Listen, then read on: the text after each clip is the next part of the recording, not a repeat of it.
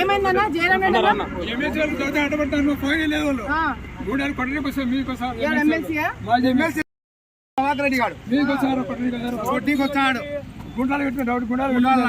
సమస్యలు ఎదుర్కోవడానికి ఇది లేదు, దీనికి మాత్రం పౌరుషాలు వస్తున్నాయి. ఎందుకు సార్? ఇది డిఎస్పీ గారు ఒక్క నిమిషం, సభ అక్కడ ఉంది, ఎక్కడ ఉండాలి మీరే చెప్పండి. ఎక్కడుంటే మీరు అది చెప్పండి,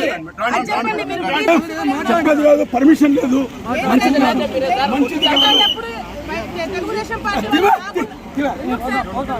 తెలుగుదేశం పార్టీ వాళ్ళు రావడానికి వీలేదని చెప్పి చెప్పింది. మా వాళ్ళు ఎందుకు కొట్టారు?